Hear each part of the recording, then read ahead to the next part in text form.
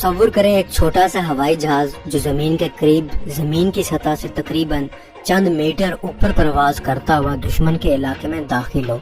इसकी नकलो हरकत इतनी खामोश हो और दुरुस्त हो कि ये रेडार पर भी नजर ना आए और वो सीधा दुश्मन के फौजी अड्डे, बहरी जहाज या किसी मखसूस हदफ को जाकर निशाना बना दे।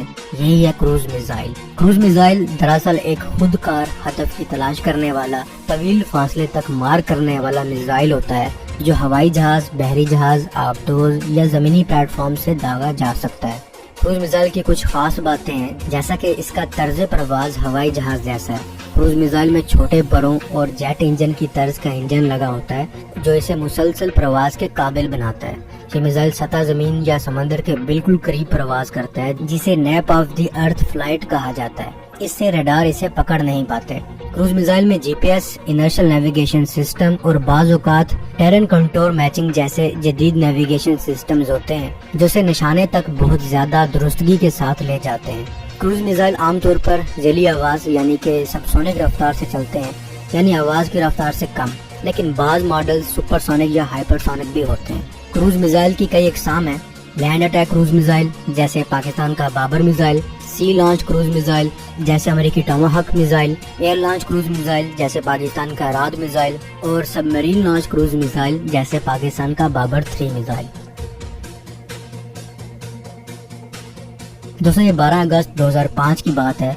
दुनिया की नजरें अफगानिस्तान और मशरिक़ वस्ता पर जमी हुई थी। तब अचानक एक खबर ने बैनुल-अक़वामी दफ़ाई माहिरीन को हैरान कर दिया। पाकिस्तान ने ऐलान किया कि इसने एक जदीद एटमी सलाहियत रखने वाला क्रूज मिसाइल बाबर का कामयाब तजुर्बा कर लिया।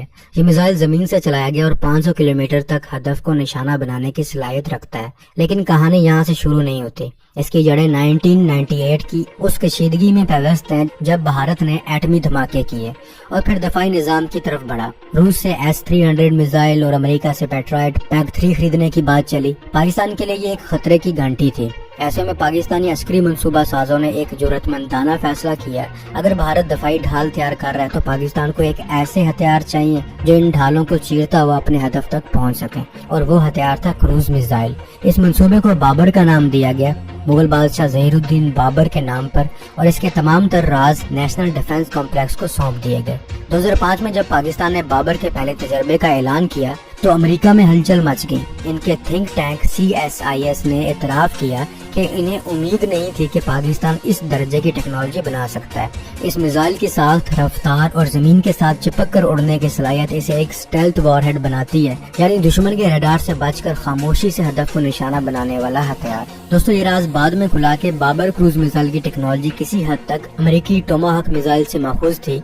1998 में जब अमेरिका ने अफगानिस्तान पर क्रूज मिसाइल दागे, कुछ मिसाइल पाकिस्तानी सरजमीन पर गिर गए, नाकारा और गैर फटे हुए। पाकिस्तानी इंटेलिजेंस ने फौरन इन्हें अपने तहवील में ले लिया और इन्हें मुकम्मल तौर पर रिवर्स इंजीनियरिंग की।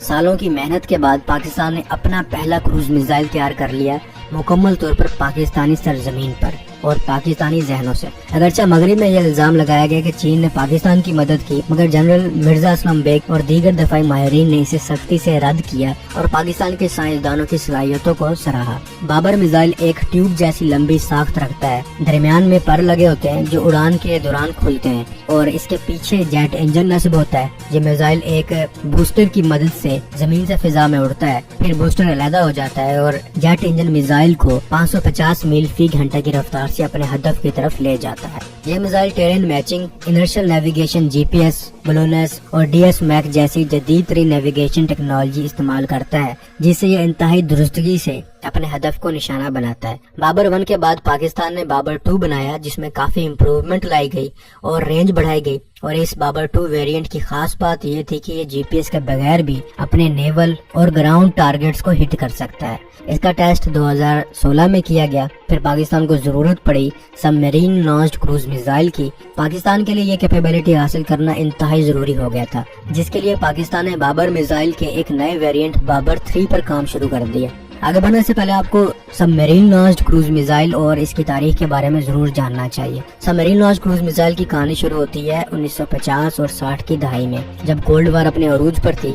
अमेरिका और सोवियत यूनियन के दरमियान ताकत का ऐसा तवाजुन बन चुका था जो किसी भी वक्त दुनिया को तबाही के दहाने तक ले जा सकता था। इसी जमाने में अमेरिका ने इनकलाब अंगेज कदम उठाया। 1958 में अमेरिकी नेवी ने पहली बार एक आबदोज से क्रूज मिसाइल फायर किया। ये मिसाइल था रेगुलस 1। अगरचे ये आज के जदीद क्रूज मिसाइल जैसा नहीं था, लेकिन यही वो लम्हा था जिसने एक नई टेक्नोलॉजी का आगाज किया। इसके बाद रेगुलस 2 भी आया जो ज्यादा रफ्तार और रेंज रखता था, मगर बैलिस्टिक मिसाइलों की आमद के बाद ये प्रोग्राम बंद कर दिया गया। लेकिन कहानी यही खत्म नहीं होती। 1970 की दहाई में अमेरिका ने एक नए और जबरदस्त हथियारों पर काम शुरू किया जो कि टोमाहाक क्रूज मिसाइल था। ये एक तवील फासले तक मार करने वाला, नीची प्रवास करने वाला, रेडार से बचने वाला और न्यूक्लियर वारहेड ले जाने के काबिल मिसाइल था। 1983 में अमेरिका ने पहली बार टोमाहाक लैंड अटैक मिसाइल को आबदोज से फायर किया और यूं अमेरिका दुनिया का पहला मुल्क बन गया जिसने बाकायदा तौर पर सबमरीन लॉन्च क्रूज मिसाइल को अपनी बहरी ताकत का हिस्सा बनाया। सवाल यह है कि जब बैलिस्टिक मिसाइल पहले से मौजूद थे तो आबदोज से क्रूज मिसाइल लॉन्च करने की क्या जरूरत थी?